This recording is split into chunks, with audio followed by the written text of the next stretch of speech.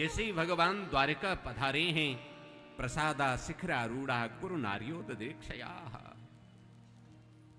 आज घरों पर बाहर खड़ी होकर के द्वारिका की स्त्रियां भगवान को प्रणाम कर रही हैं। कन्हैया आए, आकर के सबसे पहले कन्हैया अपने माता पिता के पास गए और उनके चरणों में प्रणाम किया। भगवान होकर के भी कृष्ण ये इस आदर्श स्थापित करना चाहते हैं कि घर में हम जब प्रवेश करें, कहीं बाहर से आए, तो सबसे पहले अपने जो बुजुर्ग हैं, माता हैं, पिता हैं, घर में जो भी हैं, उनसे मिलें। अक्सर होता है व्यक्ति बाहर से आता है, सीधा बेडरूम की तरफ चला जाता है, माता पिता सिर्फ ये देखने के लिए कि 5 मिनट मेरे पास रुके, हाल चाल लूं, ये तरसते रहते हैं। नहीं, भगवान कृष्ण आज कितने दिन बाद द्वारका आए हैं, किंतु सबसे पहले माता पिता के पास गए, उनके चरणों में प्रणाम किया।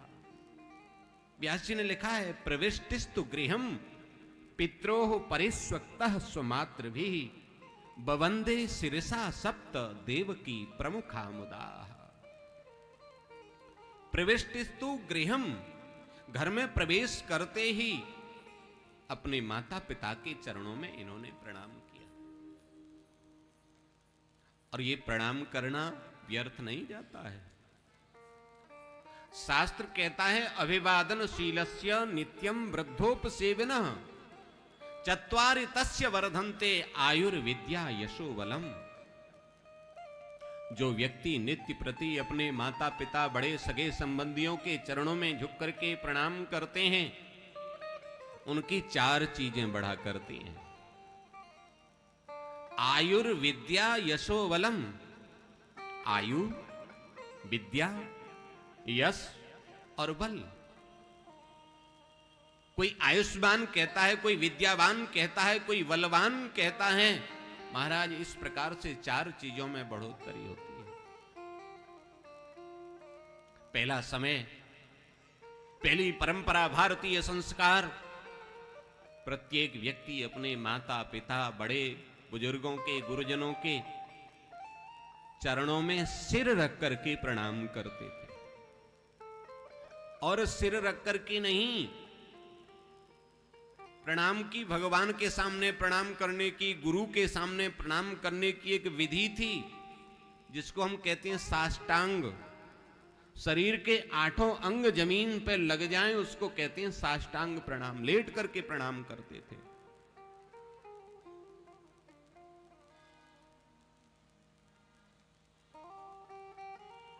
समय बदला, युग बदला, परिवर्तन आया। सिर रख करके प्रणाम करने की जगह हम चरण स्पर्श करने लगे, पैरों में हाथ लगा करके स्पर्श करने लगे। और परिवर्तन आया महाराज, और हम पढ़ लिख गए, बहुत ज्यादा ज्ञानी हो गए, तो चरण स्पर्श करने में भी संकोच करने लगे। किंतु माता पिता ने कहा है चरण स्पर्श करने हैं, इसलिए थोड़ा झुक करके घुटने छूने लग गए। चरण स्पर्श की जगह घुटना स्पर्श होने लग गया। महाराज, झुक तो रहा है, वो तो ठीक है भैया, इतना भी चलता रहता तो ठीक था, अब इतना भी नहीं है। अब तो नमस्ते राम राम, बोले चलो नमस्ते राम राम प्रणाम करो, ये भी ठीक है, भगवान के नाम का स्मरण हो रहा है। भैया, संस्कार पाश्चात्य हमारे यहां आते चले गए, हम विदेश को अपना आदर्श मानते चले गए। अब राधे राधे की जगह, प्रणाम की जगह, नमस्कार की जगह भी खत्म होती जा रही। अब तो कोई मिलता है तो हाय, और जाता है तो बाय। ये हाय और बाय की परंपरा नई प्रणाली में चलती चली जा रही है। आज जो जिसको लोग मॉडर्न युग मानते हैं, आधुनिक काल। कैसा आधुनिक काल भैया? काय का आधुनिक? किस बात के आधुनिक हो गए? हाय और बाय बोलने के लिए आधुनिक हो गए, पुराने संस्कार छोड़ दिए हैं? घर में कहो रोटी खा लो, भूख नहीं है मम्मी, तो कुछ बाहर से मोमोज वगैरह लिया, हाँ वो तो खा लो।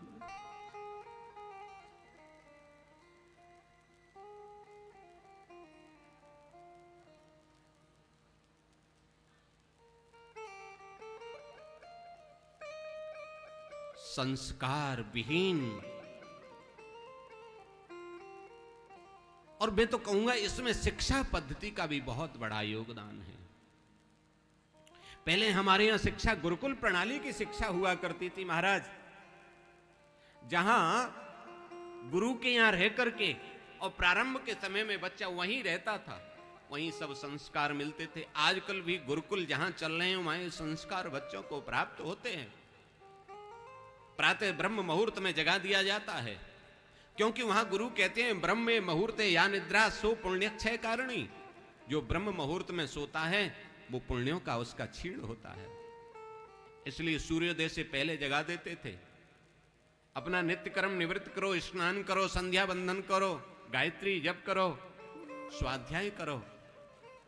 गुरुओं को प्रणाम होता था तो अपना नाम गोत्र आदि बोल करके और पूरी विधि के अनुसार गुरुओं को, माता पिता को प्रणाम करते थे। हम बदले, हमारे संस्कार बदले, हमारी भाषा बदली, हमारी शिक्षा पद्धति बदली, इतने से कोई बात नहीं है। मैं तो कहता हूं आप और अधिक पढ़ें, खूब पढ़ें, एक नहीं अनेक भाषाओं के ज्ञानी आप बने। मेरी किसी भाषा से कोई घृणा नहीं है, किसी भाषा के प्रति। अरे अंग्रेजी पढ़ें, फ्रेंच पढ़ें, इटालियन पढ़ें, उर्दू पढ़ें, हिंदी पढ़ें, संस्कृत पढ़ें, किंतु सब कुछ पढ़ने के बाद भी हम अपने संस्कारों को नहीं भूलें, ये बहुत महत्वपूर्ण है।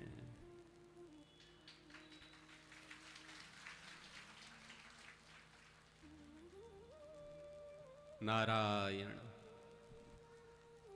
नारायण। हम अपने संस्कारों को भूल जाते हैं। ये संस्कार विहीन जो हमारा समय आ रहा है, ये हमारी समझ से परे है। और इसमें सबसे ज्यादा जो उत्तरदायित्व है वो आप लोगों पर ही है, क्योंकि बच्चे की सबसे पहली गुरु जो है वो मां होती है, दूसरा गुरु पिता होता है और तीसरा गुरु आचार्य होता है। जहां स्कूल में पढ़ने के लिए आप बच्चे को भेजते हैं तो स्कूल की शिक्षा तीसरे नंबर पर है। सबसे पहली शिक्षा माता की शिक्षा है, दूसरी शिक्षा पिता की शिक्षा है, तीसरी शिक्षा स्कूल की शिक्षा है।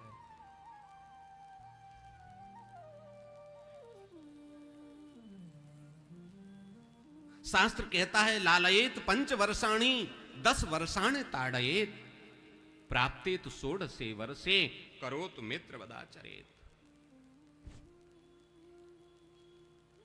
लालयेत पंच वर्षाणी, 5 वर्ष तक आप बच्चे का खूब लालन पालन करें, खूब प्यार दुलार से उसको रखें।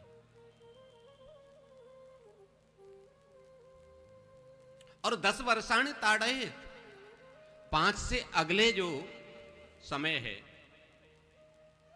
माने 5 से लेकर के 15 वर्ष तक बच्चे के लिए सबसे महत्वपूर्ण समय होता है। मैं आपको बता दूं, 5 से 15 वर्ष तक के बीच यदि आपने अपने बच्चे की देखभाल सही से कर ली तो फिर आपको देखने की जरूरत नहीं पड़ेगी।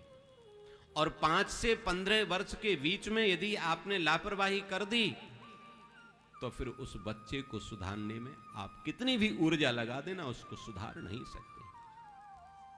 बच्चे के बनने का और बिगड़ने का यही समय होता है 5 से लेकर के 15 वर्ष तक, यानी लगभग कक्षा 12 इंटर तक जो कक्षा की जो पढ़ाई होती है उसमें विशेष आपको ध्यान देने की आवश्यकता है।